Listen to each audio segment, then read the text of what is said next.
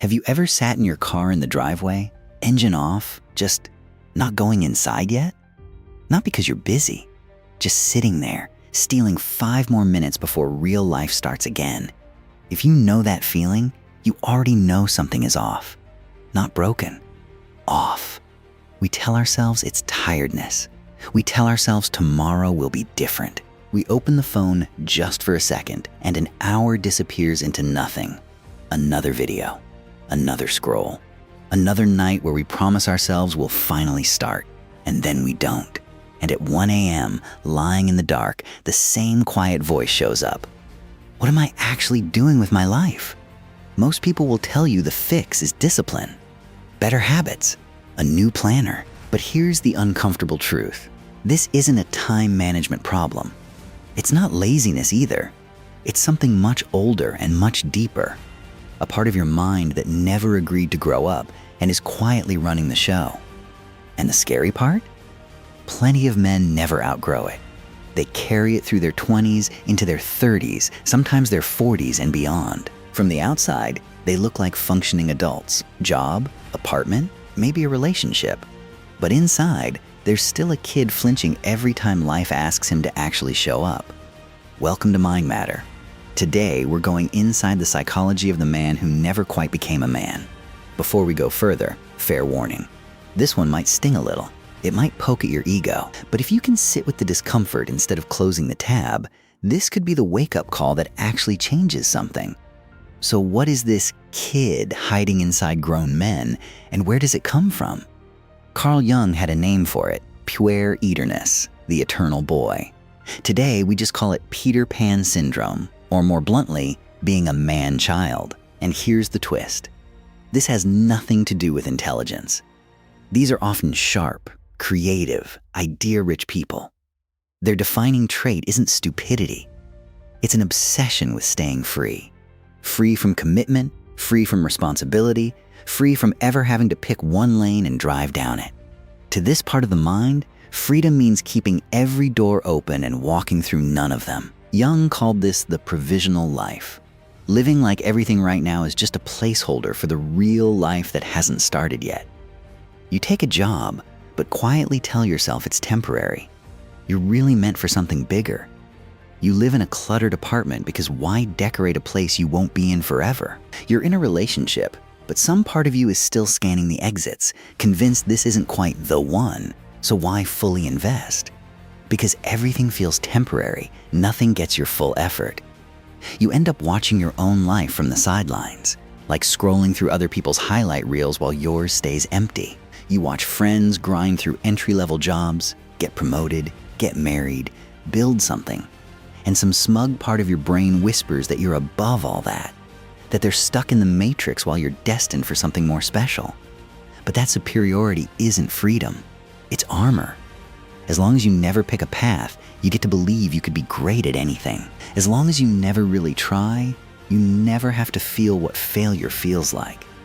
Your dreams stay perfect, untouched, untested, because an idea that's never been tried can never officially fail. Underneath all of it is one core fear, the fear of reality itself. Reality has rent due on the first. Reality has rejection emails. Reality has people younger than you who are already better at the thing you could be great at. In your head, you're the main character. In real life, you're a beginner. And that gap is terrifying enough to avoid altogether. So where does this actually come from? Why retreat into a childhood that never ends? Jungian analyst Marie-Louise von Franz found something striking. Most men stuck in this pattern were gifted kids. Maybe you were the one who read early, solved problems faster than your classmates, or had a talent that made adults light up. You got called gifted, special, going places.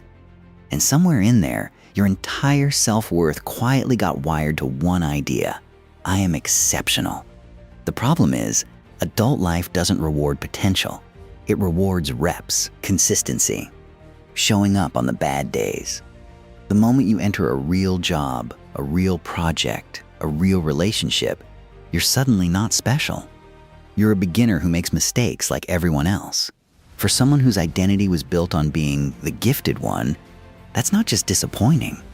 It feels like an attack on who you are. So the mind protects itself the only way it knows how. Procrastination, not the silly kind, a deep, strategic kind. You tell yourself, I haven't failed. I just haven't really tried yet. Every time you delay sending the application, starting the side project, opening the gym app, you're not being lazy. You're protecting the fantasy. Because once you actually try and it's mediocre, the fantasy dies. As long as you never start, you get to keep believing that if you did, you'd be brilliant. Think of the Icarus myth, a kid given wings, told not to fly too close to the sun, who ignores the warning because he believes he's untouchable until the wax melts and he drops into the sea. That's what happens when you confuse potential with proof. You can dream of flying high, but if you've never practiced walking, never done the boring, grounding reps, reality will melt your wings the first time it gets close. And when the gap between the fantasy and the actual life keeps widening, 3 traps tend to show up. Numbing instead of dealing. Stress shows up. A hard conversation, a deadline, a fear of not being good enough. And instead of facing it, you reach for the nearest distraction. Hours of gaming, endless scrolling, binge watching a show you don't even care about. This isn't relaxation. It's anesthesia. In the game, you're the hero clearing levels. The second the screen turns off, you're back to a life that hasn't moved an inch, running from commitment. Early on, a relationship feels exciting, new, fun, low stakes. The second, it asks for something real, a future, shared finances, consistency. Something in you panics. Suddenly, you're hyper-focused on their flaws, or you quietly let someone else carry the emotional weight of the relationship, the planning, the budgeting, the decisions. While you stay comfortably in the role of being taken care of, instead of being someone who shows up as an equal partner, playing the victim. Every obstacle becomes proof that the world is rigged against you. It's the Peter Pan move, turning every authority figure into Captain Hook, the villain stopping you from staying a kid forever. In real life, Captain Hook is your manager, your bills, the calendar moving forward whether you're ready or not. And yes, rent is genuinely high. The job market genuinely is brutal. Life genuinely isn't always fair. But if it's not fair becomes your only explanation for staying still, you've quietly handed your whole life over to your circumstances. Now, none of this is here to make you feel like garbage about yourself. This isn't a takedown, it's a map. Once you can see the pattern, you can finally do something about it. If any of this hit close to home, here's what actually helps, not guilt. Guilt just keeps you stuck in your head. What helps is action. 4 real steps to step out of the cocoon. Change what growing up even means to you. A lot of men in this pattern believe responsibility kills creativity, that becoming an adult means becoming boring, losing the spark. It's the opposite. Responsibility isn't a cage around your dreams. It's the scaffolding that lets them actually get built. A talented writer who never sits down at the desk produces nothing. A brilliant business idea without budgeting skills stays a napkin sketch forever. Structure doesn't kill the dream. It's the only thing that's ever turned a dream into something real.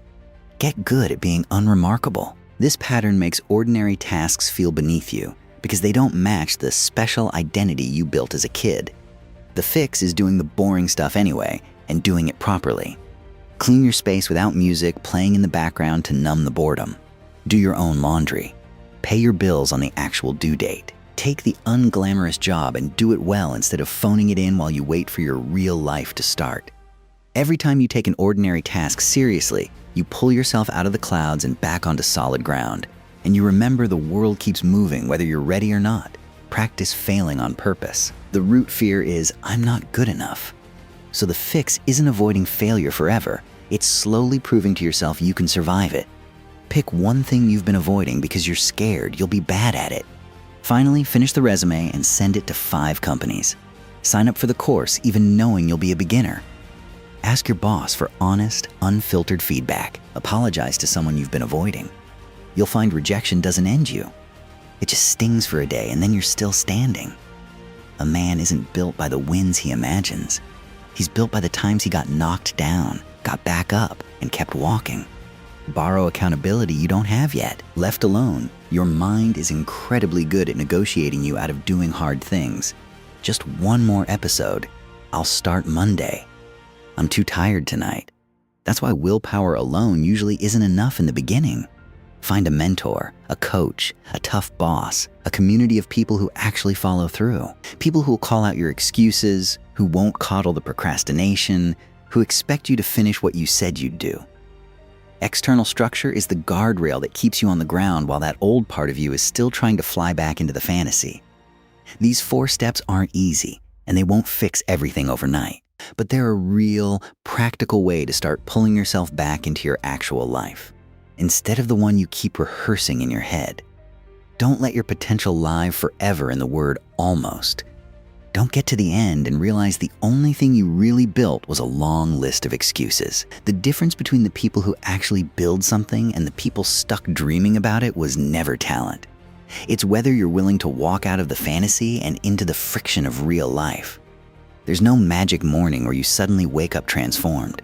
There's no overnight fix if you keep handing your days to a screen. Maybe you've been living on the surface for a long time now, comfortable, safe, and quietly going nowhere.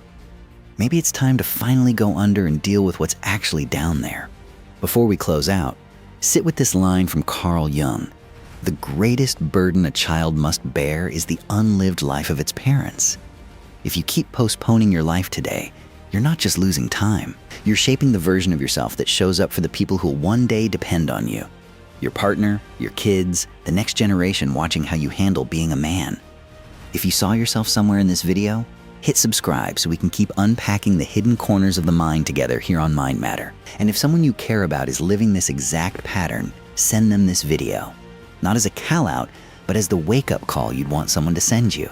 Thanks for being here. See you next time.